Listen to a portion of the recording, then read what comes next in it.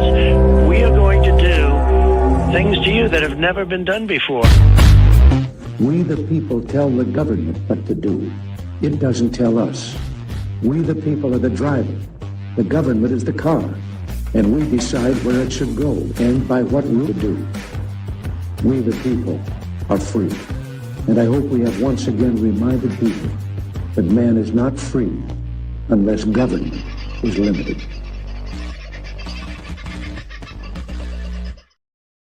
Well, limiting government is one of the things we are struggling to do, and our government is finding new and wonderfully interesting ways to expand itself. The bureaucracy only gets bigger and now currently employs nearly 80% of people in this country, either directly or indirectly.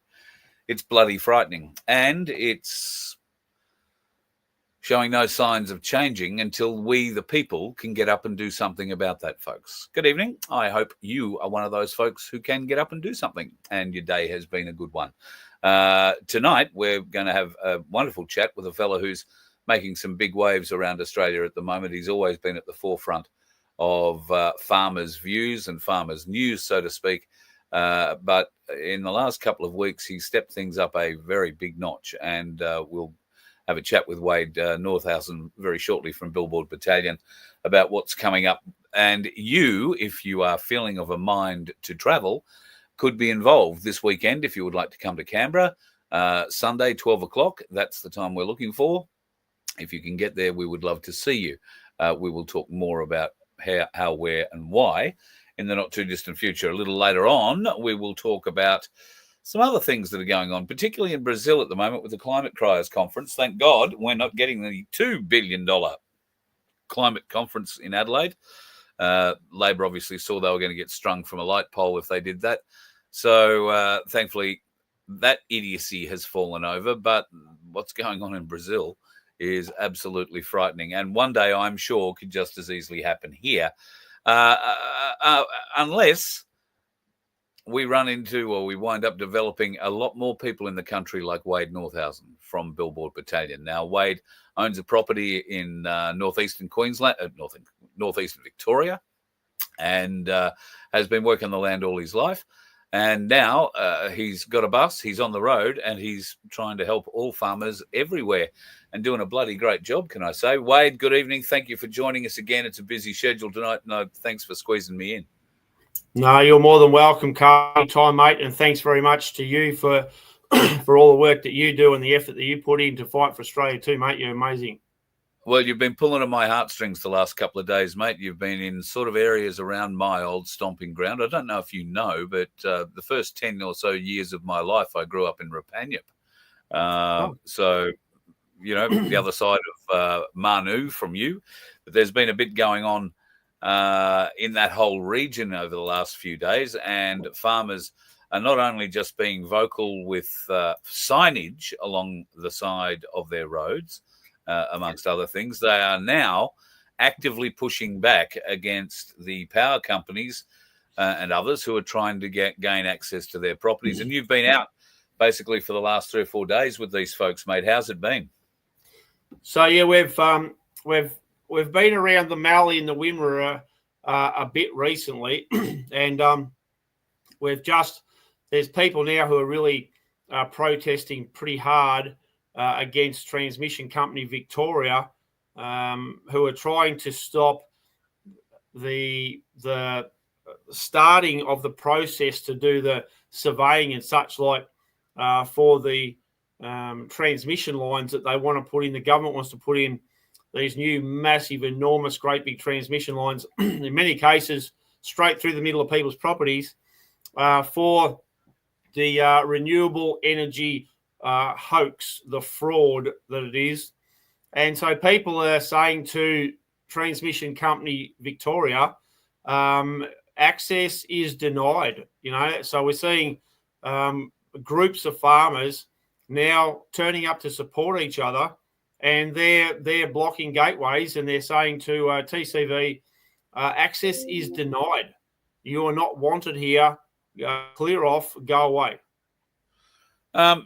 Now, the bush is a big place, the Bush Telegraph is obviously working very well. Or are there a core group of farmers who are just travelling around at this time, making sure that anybody who finds these people standing at their gates gets the support that they need, with a whole bunch of bodies turning up?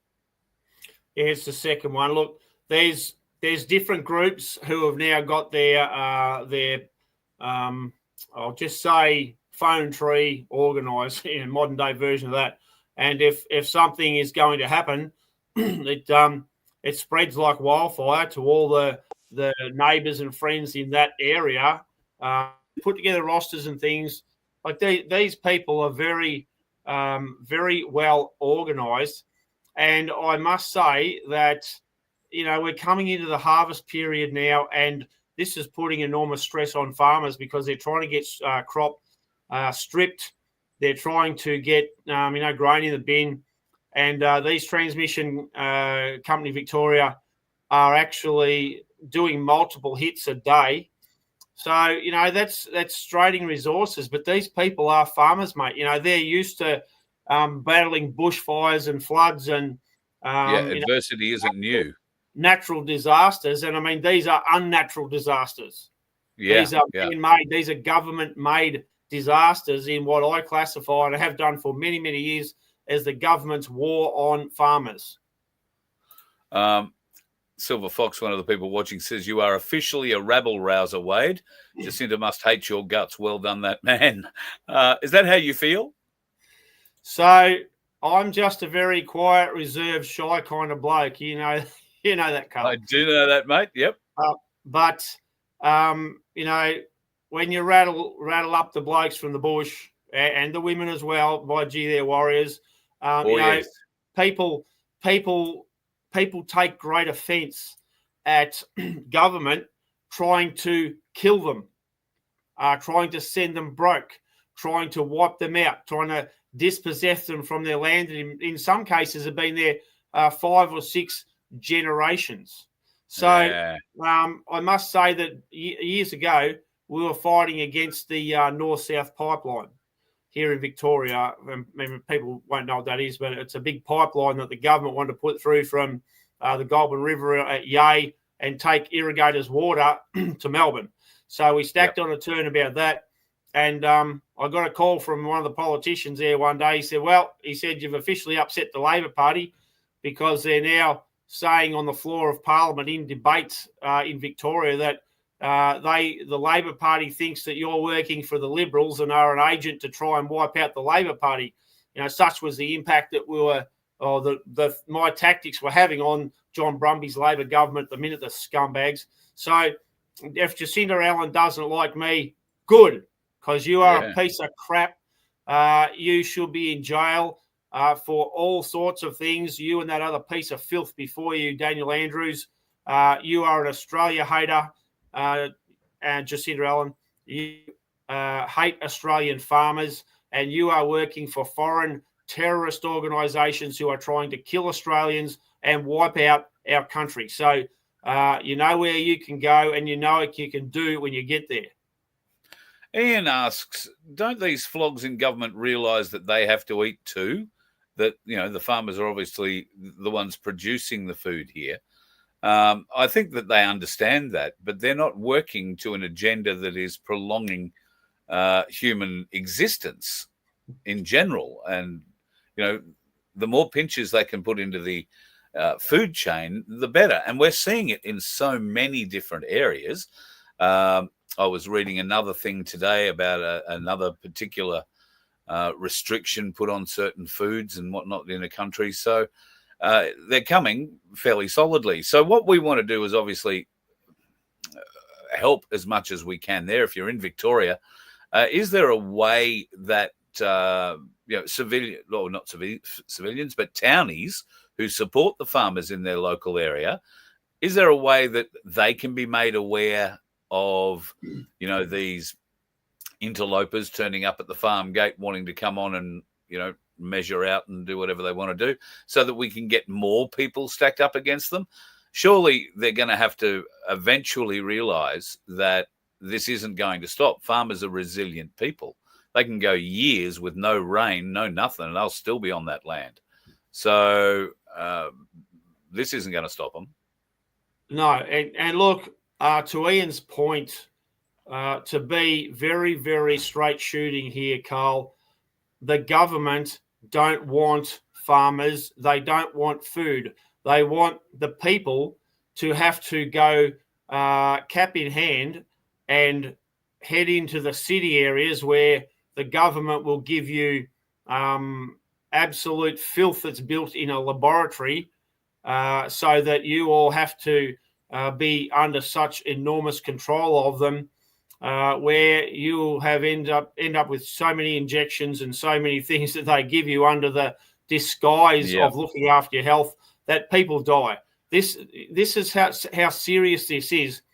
We need people to understand that these government people, they now are working for international terrorist organisations who want Australians dead.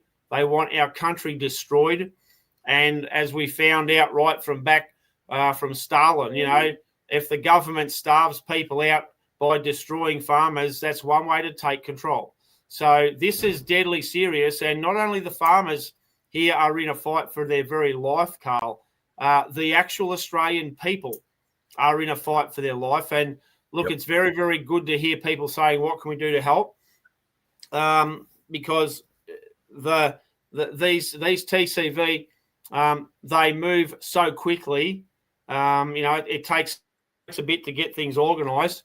So I think that we probably do need to try and get some of the organisers of these groups to put together some sort of a idea where people are going to be.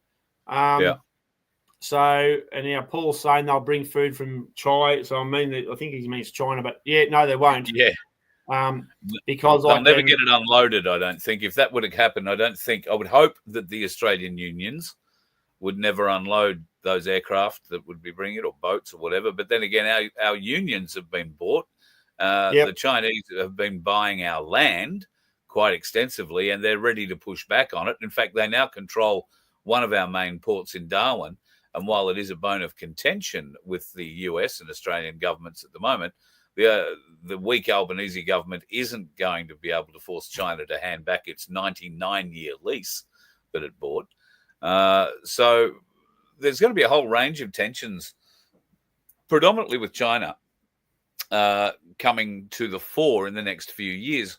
I'm unaware that most Australians are fully up to date with just how much Chinese farming goes on in this country and how much of what is produced actually stays here. Are you in a position to talk much about that? Because I know in Queensland, and certainly of some of the bigger farms, the meat that's produced is exclusively produced for China and flown out of an airport not too far from Brisbane. So the government sort of seemed to think they did a great job a few years ago, where they got arrangements with China to export more food from Australia to China. However, I would suggest, I'm not sure of the exact figures, but I would suggest that they did that because Chinese companies are buying up more Australian land. So they probably just made it so that the Australian farms that were bought up by China could actually export their own stuff overseas, not our stuff. But I want to go back a couple of steps there. You said about whether or not the Albanese government could get the port of Darwin back. Mate, they don't want this stuff. The Albanese government doesn't want anything that's good for Australia, as did the Morrison government and Howard and Keating and Hawke, all these filthy scum. They were all in the business of selling our country out. And on the port of Darwin, if my information is correct, and I could stand to be corrected here, but I believe this to be the case, that we hear Gina Reinhardt, crapping on all her BS about how much she cares for Australia and she's bought this for Australia and all this other, and I'm not going to tell you the words I would really use to describe her on this show, but if my information is correct, then the bloke who works for her, Adam Giles, he works directly for Gina Rinehart, I believe he was the chief minister of the Northern Territory who actually gave away the port of Darwin to the Chinese. Wow. Okay. So when we hear about Gina Rinehart and the rest of it, telling us how great she is, she's bought up Rossi boots and she bought Dry as a Bone and she does all this great stuff. I think she's full of crap. Tried to look after the Australian women's netball team until she insisted that the women called themselves women and they really were women on it. And then they all pushed back and said, no, we want to be able to play with the trans girls too. So, Gina Rinehart is a bit of a conundrum, isn't it?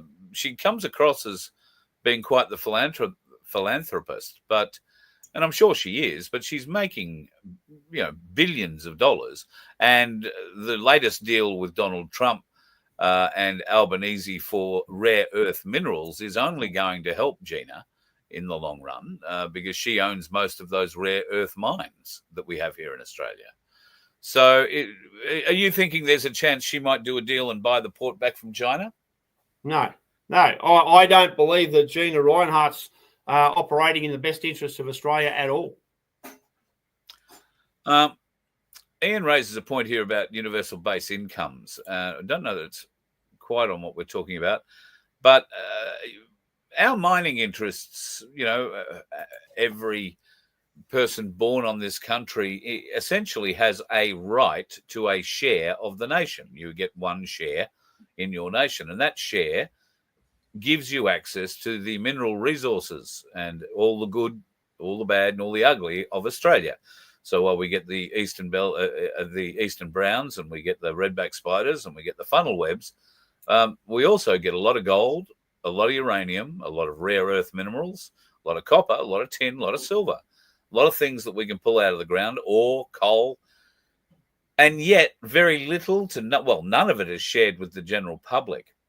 Do you ever see a point in time where the likes of Twiggy Forrest, Gina Rinehart, the Rios of the world start paying a royalty to Australians where it may be possible to get some form of universal income going? So I think we need to determine what's meant by a universal basic income. And I think that your thoughts of it and what the others are talking about is completely different. So the universal basic income what you're on about is people sharing in a part of the country's wealth. Yes. So when gold or copper or iron ore or whatever's mined, all of them, then they should be paid for by, if these are foreign corporations, they should be paid for, or even Australian, they should be paid for, which the population gets a dividend. Yes. So that doesn't happen, and I think that's where you're going with that. Yeah. Where the comment about a universal basic income is coming from the likes of the World Economic Forum, who they want to create a UBI for individuals because they're not going to have a job, they're not going to have a business, they're not going to have a future. So the powers that be, the likes of the WEF and the UN and the WHO, who are now actually taking over Australia as we speak, the government's handing it over to them, will give people a small amount of money or carbon credits to just enough for them to barely survive. Yeah. That's what's being talked about here, Carl. And I think that my opinion is that Gina Rinehart is on board with the what they call the elites. She's not interested in Australia. Don't try and tell me that, anybody at all, because the evidence on the ground, as far as I'm concerned, is she's working with them against us. That's my opinion. And when we talk about mining, pretty confident that if you own an apartment on that ship called the World, and she lives on, I don't know if she lives on it full time, but she certainly spends a lot of time on it, like the people who are on it. It just simply sails around the best places in the world, can stay at sea forever, this thing. And the richest people in the world are on it. So maybe they just make decisions from there and send a carrier seagull off with the directions. Well, look, there's a hell of a lot to unpack in all that, but that's my opinion about Gina Rinehart. Now, the farmers who today were trying to block access to their farms from the likes of Transmission Company Victoria for these power lines, many of them are also at war with the government and mining companies who want to go onto their land out in the Wimmera and the Mallee and start mining mineral sands. Start mining for all the things that they need to make this technology stuff.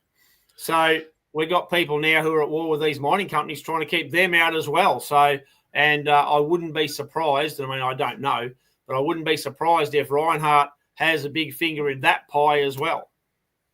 Well, I know that there are a couple of big mineral sands businesses in Western Victoria that I can think of. There's a black sand business somewhere down around Hamilton area that produces some of the highest quality black sand anywhere in the world, which is used in very high-end glass manufacture and, for very precise lenses and all that sort of stuff. So there's that. And I believe there's another one up near Horsham. And I think that was in part what some of the folks around Manu were complaining about and trying to stop the other day. Those people coming on were trying to come on for mining leases there, weren't they?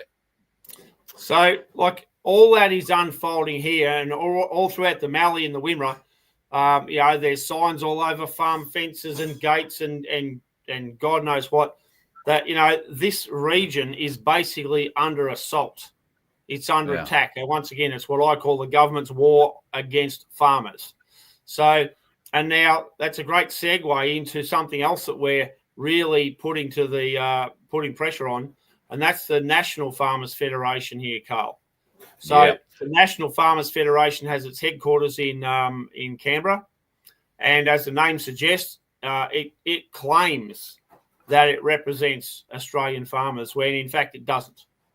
And a big part of the problem that we're dealing with here, why these farmers are under so much pressure and trouble, is that bodies like the National Farmers Federation, Victorian Farmers Federation, New South Wales Fed, WA, the whole lot, these people, for reasons best known to themselves, are taking the money from the farmers to represent them, but they're actually then not representing them in a lot of ways. So are the people on those boards these days, are they actually still farmers? Because I remember in Victoria when I was growing up, if you were running, for the National Farmers Federation or you were running for a seat in the area, then you were a farmer. And everybody, like I want to say from the board level down, were farmers. They owned properties. They ran properties. Is that still the case? Or have we got shiny bum university degreed assholes with very expensive glasses and a Porsche parked underneath running the National Farmers Federation?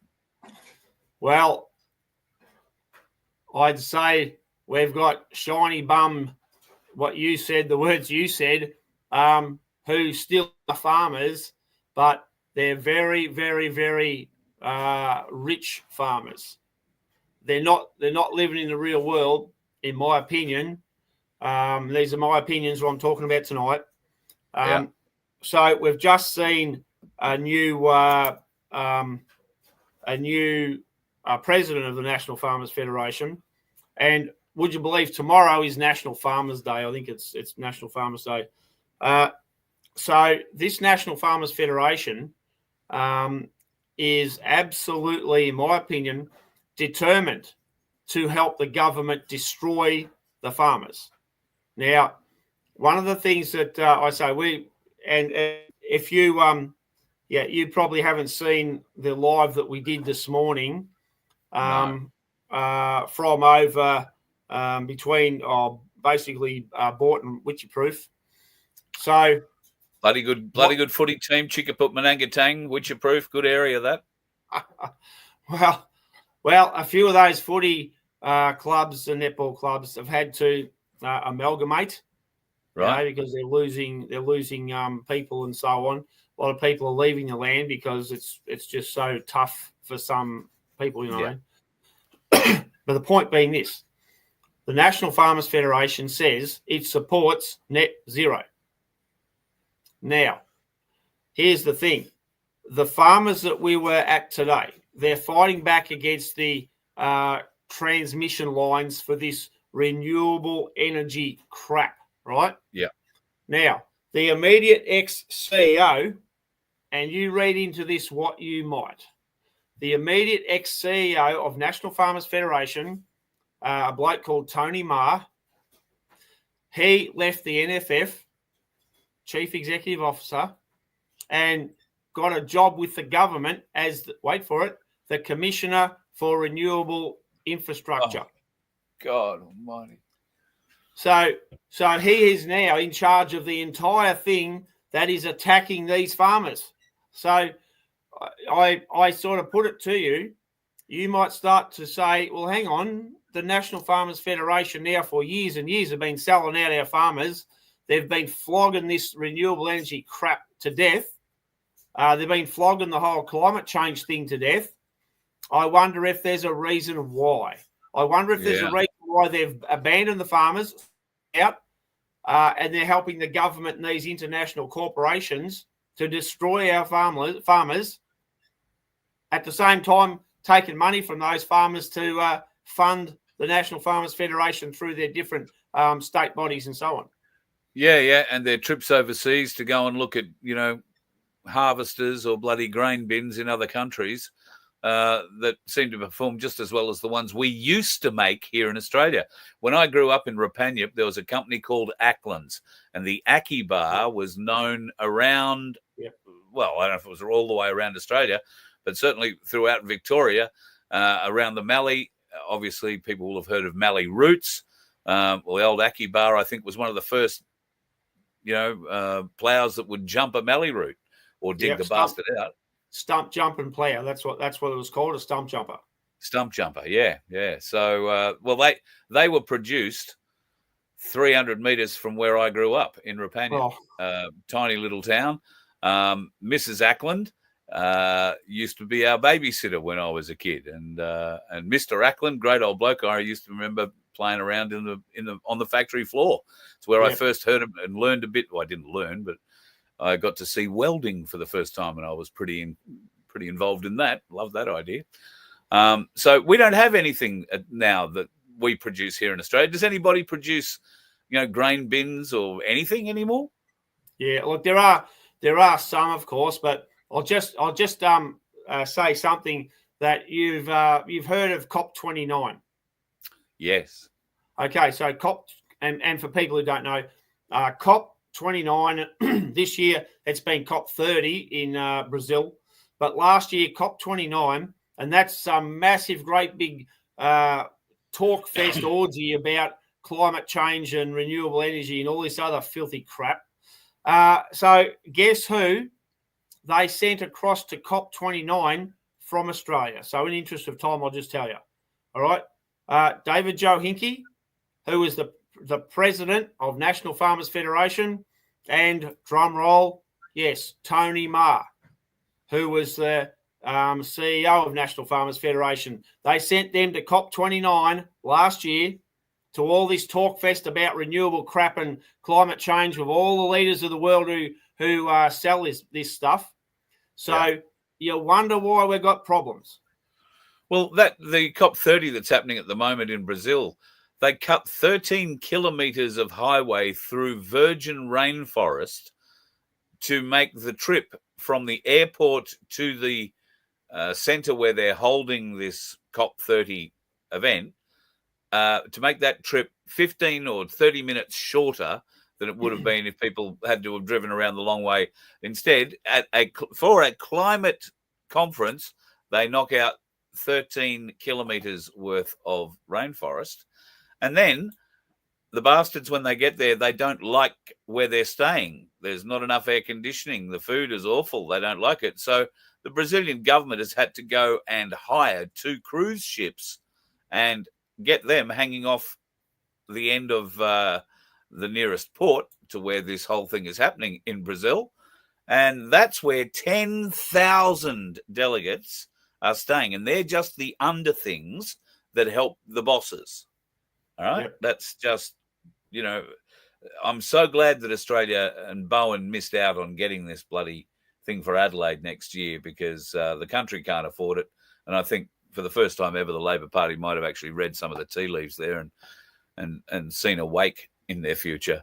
So on that, Carl, I'll just say something you might think is funny, right?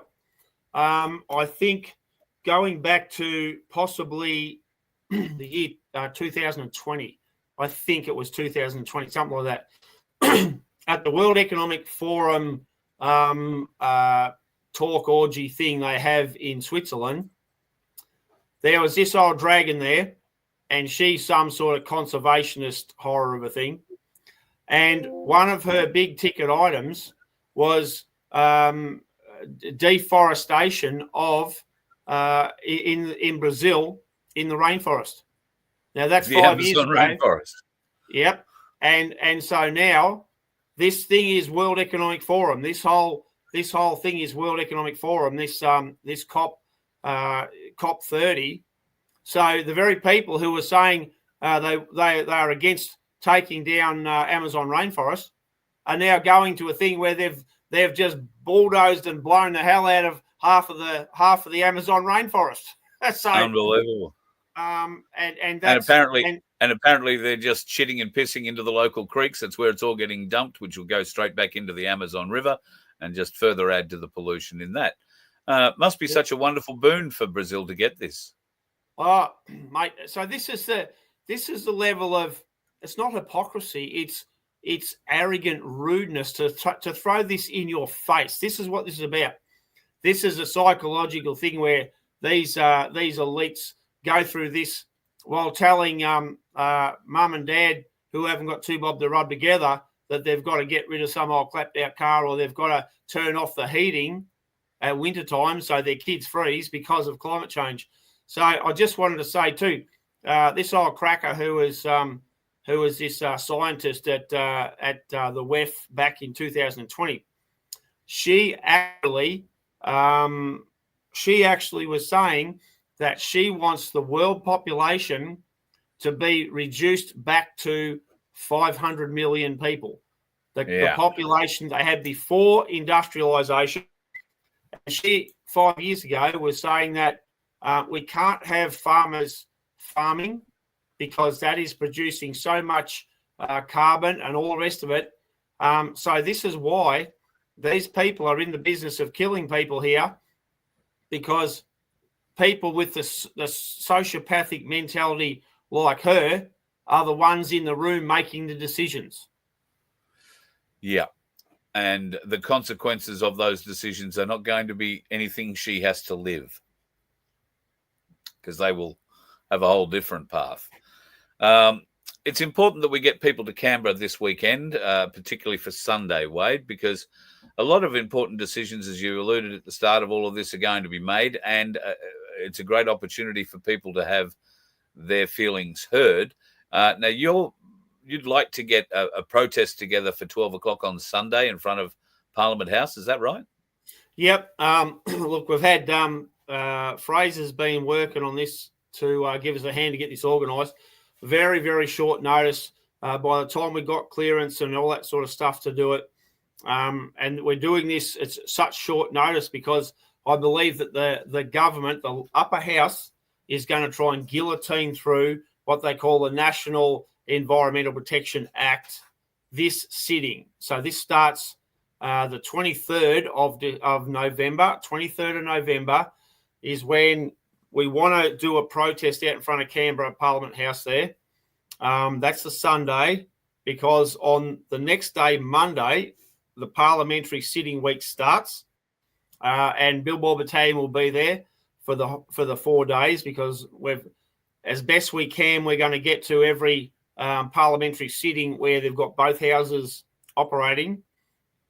And the bill that I believe they will try and guillotine through is going to be absolutely catastrophic for Australia. That will be the last thing I think that the World Health Organization needs, and that will be the last thing that the federal government has done to, and this is very important, what the federal government has done to hand over total control of Australia to the World Health Organization, completely bypassing the Australian Parliament. So we want to try and get as many people as we can to Canberra this Sunday, the 23rd of November at 12 p.m. midday. We're going to do what we can to throw a protest together. We'd like to see as many people, actually, it's the last thing of the year, get serious and try and get there, because this is so critically important. And then what we're going to do is the next 4 days, we're going to be in the galleries of the upper house and try and keep some pressure on these politicians to stop them from voting for this Australia-hating, Australia-killing piece of legislation. And that is literally what it is.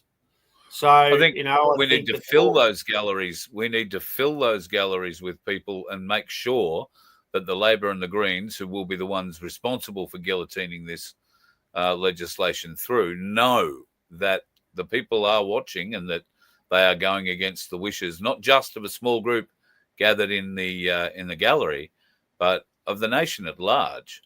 And it just goes to show the arrogance of government at the moment, because they feel they can get away with doing whatever the hell they want to do. I guess there is a saving grace. In 2.5 years' time, there'll be another election, and in theory, you can elect somebody else into the position of government, and they can undo a lot of the bad shit that's been done. However, the damage will have been done in that case. Speaking of that election in a couple of years, how do you feel about these latest opinion polls coming out with Pauline Hanson and One Nation showing huge increases in the polls? So we've done a number of interviews with Malcolm Roberts, with some of the One Nation senators, Tyrone Whitten, and the newest One Nation senator, who is Senator Sean Bell. So, these people now have done a pretty good job of doubling One Nation's senators in the Senate. And I think that, the Nats are on the nose everywhere. The Libs are on the nose everywhere. Their latest stand of coming out against net zero, I think, is just, it's not real. I think it's just crap, because they, and this is what I say with this bill, is they need to come out, the coalition needs to come out and actively fight and attack this whole net zero thing. And the most important bedrock of that is for them to say, this is a part of a one world government plan. This is the World Economic Forum, the United Nations, and the WHO are the ones who are running this. That's what this whole thing's about. And if they don't come out and say that, then they are not at all pulling out of net zero. That is a lie. It is a distraction. It's a total fraud. So, Redneck Rumbler brings up a point here. If Australians don't care about being ruled by pedophiles, why on earth would they care about the farmers or one world government, all that kind of thing? Are we just too apathetic? What seems to be the sticking point, do you think, in the Australian psyche, that so many Australians are not seeing what you and I and many, many others are so clearly?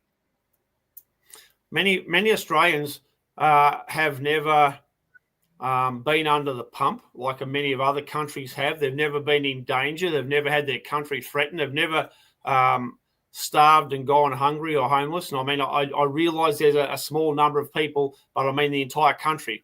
They've never had their lives put in danger. They've always had it as probably about as best as it gets in the world. So therefore, a lot of Australians just don't care. They're happy making a fortune and doing everything, but that number's getting smaller and smaller, and they don't realise the enormous threat that's being set up to come at them. And the other problem too, Carl, is that we've got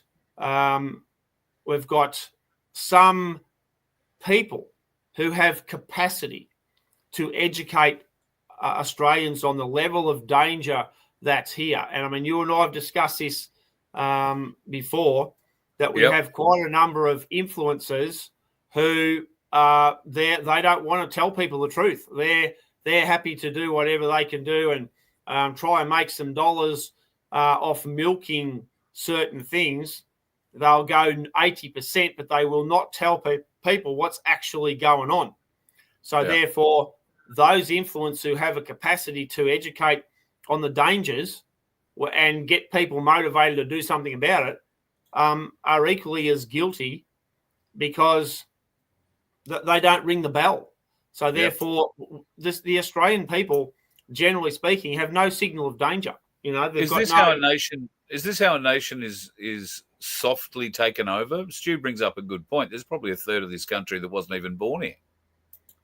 So yes, absolutely, softly taking over. I think from years and years ago, I think when one of the strategies and tactics of the leadership is to bring in so many people of a different culture, different nationalities, that it actually kills off the host culture. And I think from years and years ago, they used to call that Class C genocide. I think that was what the term was back then, Class C genocide. So, you know, we've got huge numbers of people marching around Australia now about, March for Australia and so on, get rid of this mass immigration and stuff.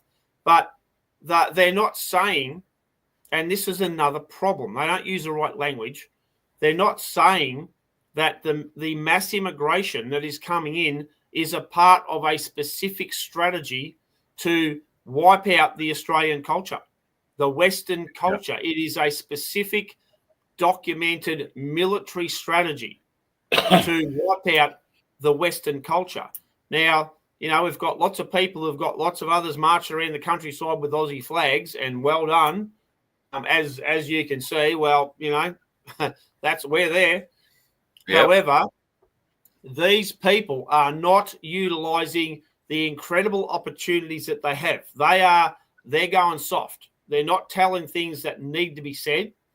They're not saying that the government or your politicians are deliberately doing this as part of an international strategy, once again, from the World Economic Forum and the United Nations. That is a specific strategy to water down your population, change the culture, and for the absolute cretinous, brain-dead morons who are marching around the joint talking about this Palestinian stuff and supporting Islam and all the rest of it, these people want to kill you. And, you know, how many of these stupid women who are marching around with these Palestine flags, Muslim things and whatever, do you understand if they became a Muslim country, which is very on the cards, and bringing in Sharia law here in Australia, have a look at the crap they wear in the likes of Iran and Pakistan, all this other sort of stuff with all this black crap all over them, head to toe. That's what you are working very, very hard to become, you brain-dead morons. Yep, couldn't agree more. And Sharia law is already being enacted in certain parts of Australia. There are Sharia courts in Sydney. Whether or not they're recognised by the Australian judicial system might be another thing, but they're certainly there. And we do have a court system specifically for our Aboriginal people. So I'm wondering whether or not they haven't done something quite similar with the amount of Muslims and run a Sharia court instead.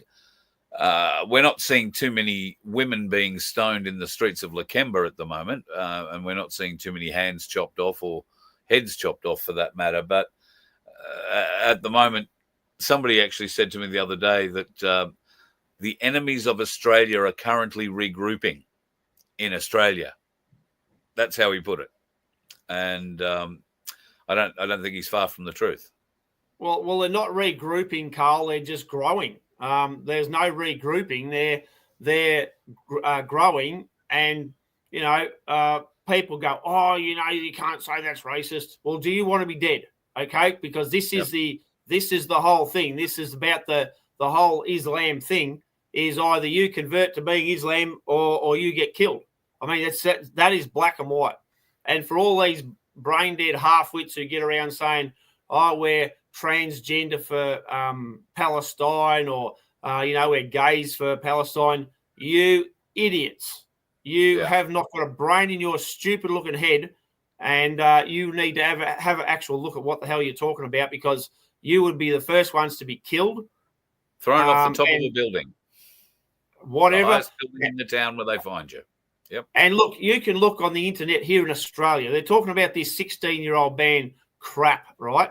So here's the deal. You can look on the internet in Australia and you can see any day of the week Islam leaders or clerics or whatever you want to say talking about the correct way to stone a woman to death.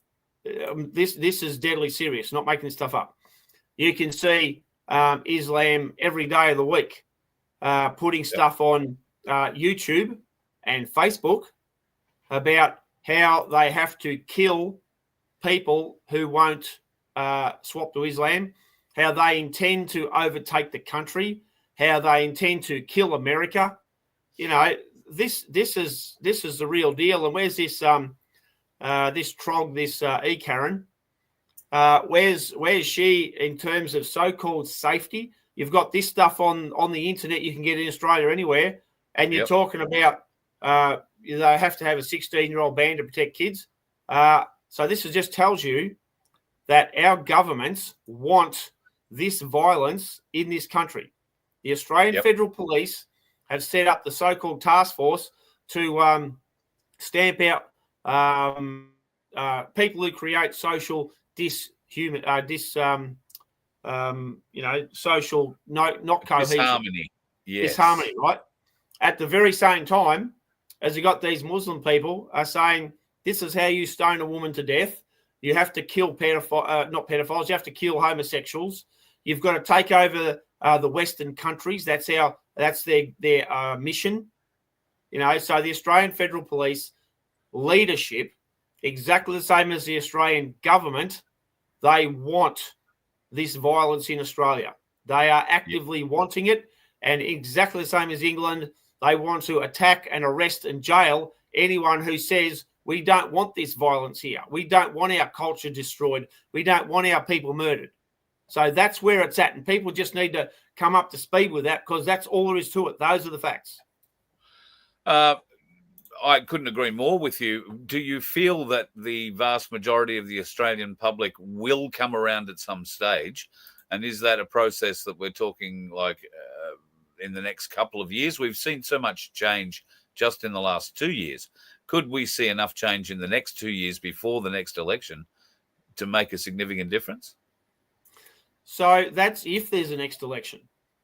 And if you look at Klaus Schwab from the World Economic Forum, he says we don't need elections. The computer modelling will tell us who's going to win, so we just waste the time having these elections. And then they're also saying that the government should be run by artificial intelligence. Yes. So a lot of these traitorous parasites who are in government right now, who are voting to give these people the power to kill them as well, the idiots. So I'm not sure there's actually going to be an election because in 2.5 years' time, because right now there's a Senate committee hearing evidence, and this Senate committee is a complete setup. It is a total setup where they're claiming to be hearing submissions on the integrity of the misinformation and disinformation about climate change. What they're talking about doing is making it a criminal offence to say anything at all that doesn't support climate change. If you say, hang on, we don't want windmills on our farms. We don't want windmills in our front yard. We don't want solar panels. We don't want to be locked down so we can't drive around. All of that. That's shutting down the conversation. This is the first shots to make it illegal to speak about certain things. So the Australian people need to get with the program, because you might not have another election. Do you believe the Australian, the Anzac spirit is still inside Australians, or are we just going to roll over and let this happen? Well, I can tell you one thing right here now, Cole. Okay? That is an Anzac. So the Australian spirit is right here with me, with Billboard Battalion, and with a few Australians. There are other people who are fighting to save our country. But I think the vast majority of Australians, they don't care. They're interested in devices, doing this stuff all day. They want their money for nothing. Some people are still hard workers, but they're not prepared to fight to defend their country. So, and the education system and the media is turning our kids into numbskulls, people who are incapable of thinking. Yep, there's been a lot of talk recently of the media, particularly focused on the ABC, and that is the nature of the media. They'll turn and feast on their own at every opportunity, and the commercial networks will always go after the ABC, as the ABC will always go after the commercial networks. The commercial networks will also go after each other with just the same ferocity. But the ABC has been linked to the BBC's bullshit editing skills regarding Donald Trump in the January 6th speech. The ABC did some editing in their own style, not the same as the BBC, but they did change the intent of that speech quite significantly. They have also been caught adding extra gunshots into video footage from Afghanistan with some of our SAS soldiers trying to beef up the story that eventually turned into a huge saga involving Ben Roberts-Smith and many others at SSR. So there are good people out there who are fighting all the time, Wade, but I guarantee you, I'm going to do everything in my power to move heaven and earth, raise enough money to fly down there. I won't be able to get the bus down there, but I want to be there Sunday. But I'd like to stay for Monday, Tuesday, Wednesday, Thursday, and make sure that whoever in that upper house is there when the Labor Party and the Greens go to try and guillotine the conversation or the debate on this bill. They have to know that this isn't going to be allowed to happen. The people are not going to allow this kind of crap to continue. And while it might be a small group gathered together, respectfully in that place, the day will come where there will be a large group and there will be very little respect. Just the same amount of respect shown to the people by the government will be all the people will show in return. And it'll be a sad day when that happens, but I don't think it's I think it's closer than than many people may think. I say to people, Carl, these filthy, maggoty politicians who support this stuff, right? I want people get a permanent marker and write it on your wall of your house, the names of those people who vote for this stuff, because this is about wiping out you, your country, your business, your job, your family, your kids. This is about killing these people. So they want to kill your family. So I want people to write down somewhere the names of these politicians who are putting the things in place that are going to allow these foreign terrorist organizations to wipe out your kids and your grandkids. Because at some point, people are going to go, hang on, what just happened? How come we're locked down? How come we've got no money left? How come they're trying to come and get us? How come they're forcibly injecting you with poisons? How come they're throwing you off your land? They're killing your animals, your pets. And this is all what they're going to do. So I want people to remember who is responsible for this. So should people be emailing their local Labor and Greens members? If you live in a Labor or a Greens held seat, should you be, or a Teal seat, should you be emailing those people now and saying, we are watching what you're going to do with this vote. We do not approve. You need to take into account what the people in your electorate say. Is that going to help? Look, absolutely, it will, but do it to all the politicians, the coalition as well, because the coalition have said here they're pulling out of net zero. Yeah, no, they haven't, because as I said, unless they're openly attacking net zero and people, it is the World Economic Forum that's doing this, and the government have handed our country over to them. We need to get out of everything to do with the WEF and the UN and the WHO. Those people should be put on trial for mass murder and genocide. We should not be taking any instructions, suggestions, or anything. But keep in mind, there are many people in the federal government and our media and the state governments who are World Economic Forum young global leaders. They've done the courses. They're tied to the WEF. They're not tied to you. This is why they're selling out our country. So they've been educated. The people who are voting on this stuff, Carl, they are traitors. They are Australia haters. And they want you gone. 100%. Now, I know you've got another show you've got to get on in about 2.5 minutes, so I'll let you get off, mate. Thank you for taking the time to join us tonight on the Voice of Freedom and Billboard Battalion in Canberra from Sunday, 12 o'clock on the lawns in front of Parliament House will be the place to catch up. With a bit of luck, I'll be there too, and we'll try and keep a stream going for a few days. Well, look, that'd be fantastic to see you there, Carl. We may have another podcast or a couple of podcasts as well, because we need as much coverage. Like, you know, it's just been Billboard Battalion. We're the only ones that have been there. No one else has been covering this stuff. You're right. And the next, so on Billboard Battalion, everybody get onto our page, spread our flyer around for this coming Sunday. We're going to do another town hall meeting across in South Australia on the 13th of December. So we'll put some more stuff up about that. We'll have a flyer up about that.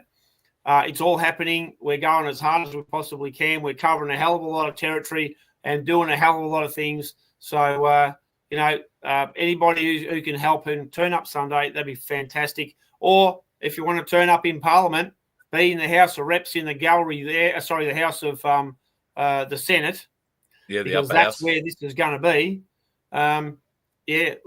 Turn up there and be there in numbers and let these people see, hang on, the filthy peasants are at the door with the bloody rakes and the torches. Yep, they've come to see us do it. Yep. Yeah. Come to watch it. We will witness what they do and hold them accountable. Absolutely. Wade, thank you very much. Go off. Go and do your other show.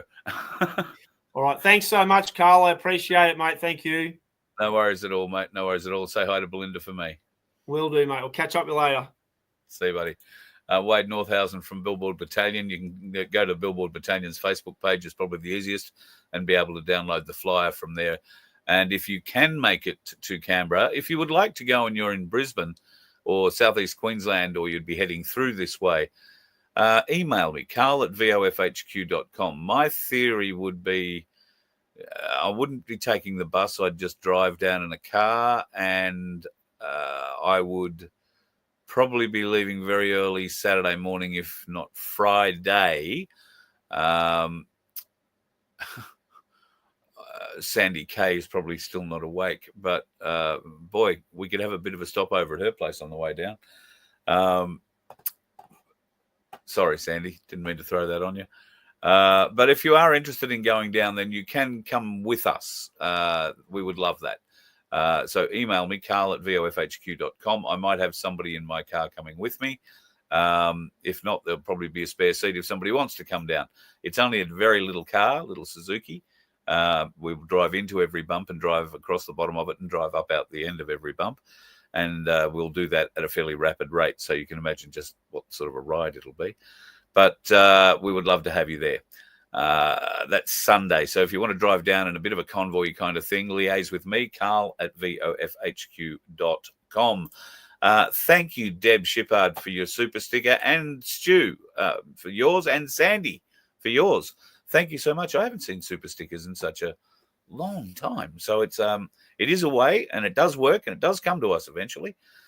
So thank you for you guys for continuing your support like that. We'd love to see as many people as possible in Canberra. not just on Sunday, but if you can get there during the week, just maybe come for a day. Monday, Tuesday, Wednesday, or Thursday. The Senate is where all this is going to play out. We just don't know what day it's going to play out.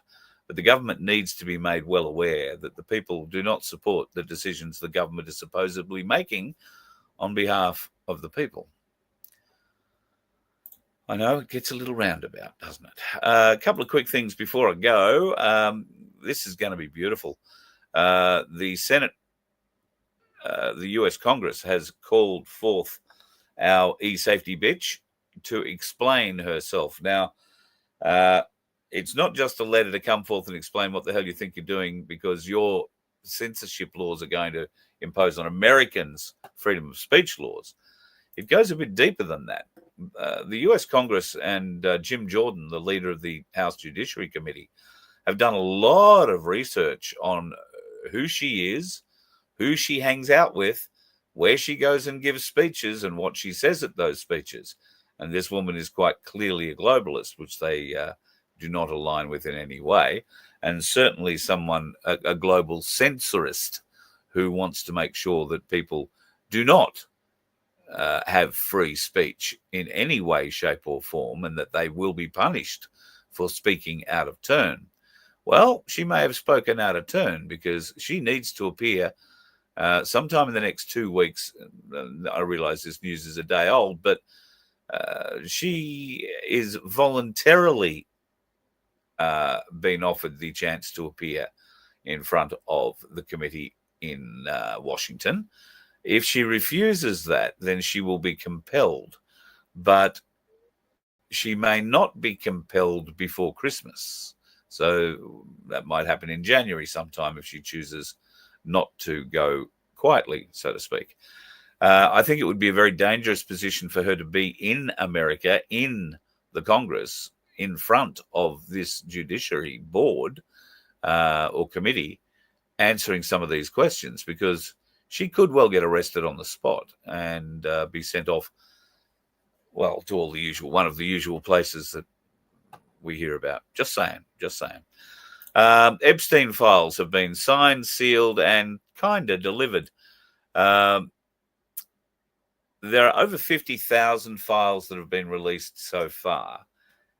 I don't think any of us should get terribly excited about any of what has been released or what might be released.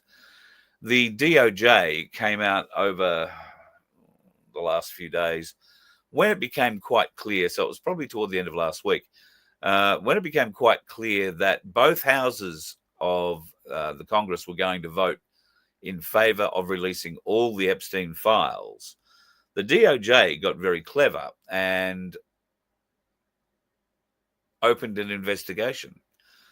So even though the government has made a law, Trump has signed that law into law, that all the Trump file, or rather all the Epstein files must be released, because the DOJ have opened up a new investigation, some of those files pertaining to that investigation or those investigations will be redacted. Do you want to have a bet which ones that'll be? And then nothing will come of those investigations, but the whole media storm about them will have blown over by that time and nobody will be asking questions. At least that's what they'll be hoping to do. Don't know that that will be the case. For those of you who are into Space Force news and white hat action reports, there's been stories and a couple of photos, I've got to admit. I haven't analysed them, haven't had time to sit down and analyse them and see whether or not they're AI created or just fuzzy somethings. But there has been some large re-entries of debris in the last, well, not the last couple of days, 2 days before that. So pretty much over the weekend, Monday, Tuesday of this week, in various parts of the world, there have been some fairly large chunks of space debris re-entering and burning up, or some of it, in one case, fell to the ground. Quite a sizable piece. Now, the story that's being put out is this is all just natural space junk that is, naturally falling out of orbit and then burning up on re-entry.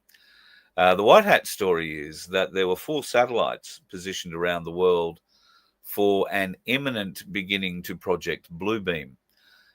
These 4 satellites, there may have been more taken out in the last couple of weeks, but the last 4 of these satellites were apparently taken out, and those pieces falling from the sky were parts of those satellites. How were these satellites destroyed? They were destroyed by a kinetic energy weapon delivered from space in another satellite controlled presumably by the White Hats.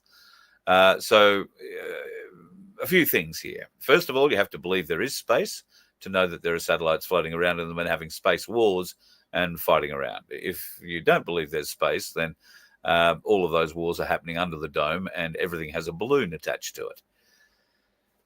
Yeah, I know. Some of these weird things can sort of happen. But without the aid of those satellites being able to put forward a Project Bluebeam hologram of such realistic proportions as to completely convince the world that the aliens have arrived, we have to have a one world government. We have to have a one world religion, as I think Black Sheep pointed out in the comment earlier, and everything will come under one banner, one world law, amongst other things. Now, this was always their plan, has always been their plan, the Project Bluebeam thing. Wow. How is that linked to 3i Atlas? Well, CI Atlas, as I'm increasingly starting to refer to it, CI at or CIA TLAS. It's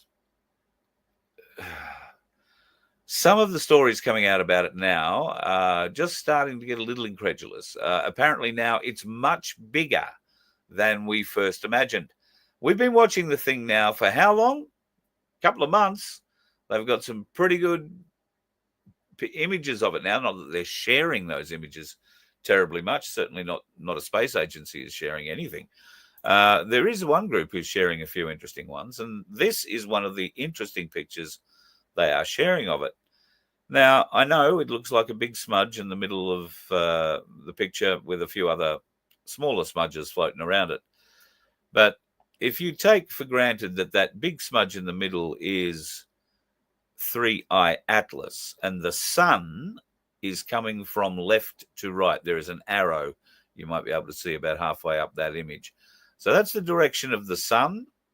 And if you look directly across at the exhaust end of this, and that's what we're calling it, an exhaust, you will see some smudgy little black bits coming out the back that are in straight lines.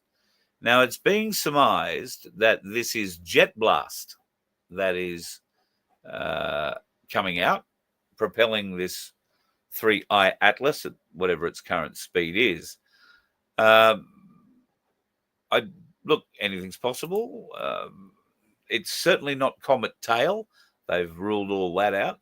The only really conflicting thing that they have there is that 3i Atlas is spinning. It has a rotation of 16:16 or 16 minutes and 16 seconds. Sorry, beg your pardon, 16 hours and 16 seconds. So it's spinning longitudinally as it comes toward us. But while it's spinning, it seems to be able to maintain that sort of exhaust image, which you can see out the back. Now, that's one of many images, but the point of the images was to see whether or not that sort of exhaust would move, but it doesn't. It stays pretty much exactly there the whole time, indicating that this thing is powered. Now, all of a sudden, it's a lot bigger. Well, how did they not know it was a lot bigger after looking at that photo? Well, we either have a lot of incompetent people taking pictures and looking into deep space, or we have a lot of incompetent liars trying to make this up as they're going along. And I tend to believe the latter right about now. So 3i Atlas in the next couple of weeks is going to come much closer to Earth. I've I thought it was the 7th, but it might be the 17th that it comes past at its closest, which is still some 240 odd million miles away. Will it be dropping little spaceships along the way as a probe? Well, I guess we can wait and find out. We've had to wait for most other things. I know what I'm going to do. I'm going to go up to Mallee and sit on a hill in a rainforest overlooking the world and have a chat with my good mate Bradford, the Galactic Larrikin. You know, you can do that. You can go up and stay at his place, a beautiful B&B up there. He has an entertainment room. They sent me a picture of the entertainment room the other day. Bradford's clearly been out partying and doing the kind of thing he does. But bear in mind, folks, we want you to go off and enjoy, well, maybe not that space, but the rest of it up there. And I plan on heading up there probably if I get to Canberra. Then once I return from Canberra, we'll head up there. We'll do a few shows from up there. In fact, I'll probably stay a couple of weeks up there. And we'll let you really see what you're in for. A beautiful place to go and have a relaxing week away, but only if you are a Voice of Freedom member, because that's where the competition will be offered, only to our members. And memberships are available at vofhq.com for as little as $2.50 a fortnight. You can choose to donate too if you don't want to become a member, but donations, while greatly welcome, aren't going to get you any tickets in our members' draws for some of the great things that we're going to be sharing with our members throughout next year. So please consider becoming a member of vofhq.com and joining our Voice of Freedom family. You never know what benefit it might bring you in the not too distant future. We are working towards it. I've just got to keep Vince awake enough, long enough, and we might achieve, well, maybe a little bit more. But sometimes it can be difficult. Now, I'm going to leave you tonight with something that I found yesterday and was going to play in last night's show, but life got in the way last night, just before the show was due to start. In fact, I started getting some phone calls, and I needed to be basically involved in those for most of the night. So I'm sorry about that for last night, but I would have played this last night. Tonight, I'll play it instead. You don't often see or hear me talking about the LGBTQABCQ plus mob because, frankly, I think they've made a joke out of themselves. However, I have nothing against the original community. And thankfully, one of the OGs of the lesbian community has decided to come out and tell us all what's really happening. This lady deserves a medal pinned upon her. This is a message from an OG lesbian. The acronym LGBTQ+ is not a representation of a united community, but the strategic force teaming of the LGB with the TQ+ that serves a dark agenda to rebrand sexual fetishes and disorders as sexual orientations. For what was once a legitimate civil rights movement, gay rights, has been hijacked, quite literally, by the TQ+ and used as a Trojan horse to mainstream their degeneracy. First, we have the untouchable Ts, the trans cult, who want to sterilise children with puberty blockers, turn all homosexuals into surgical simulations of straight people, and destroy women's rights to enable men's fetishes. Then we have the Qs, young men feminised by sissy porn, furries and pups who fetishise bestiality, and even adult babies who fetishise infancy are all accepted and protected by the rainbow umbrella that magically transforms all scrutiny into bigotry. But the thing that requires the most scrutiny is the unspecified plus at the end, a placeholder for what's coming next. MAPS, or minor attracted people, a euphemism that is already being used to describe pedophiles who are waiting in the wings for their time to shine. Because the LGBTQ+ sexual psyop is not about promoting tolerance of diversity. It's about grooming society to accept depravity. And as an L, I renounce all association with it and the LGBs who are accessories to the fact. And I urge you to do the same and join the movement for LGB without the TQ+, because we need to divorce people and we need it stat. Oh. Couldn't have said it better myself. And if I had have said it, I probably would have got shouted down for saying it. So congratulations to that wonderful lady who said it and couldn't have said it any better, I don't think. Be safe, folks. We run a little longer tonight, but I think the chat with Wade was more than worth it. And if you can get along to Canberra, we would love to see you there.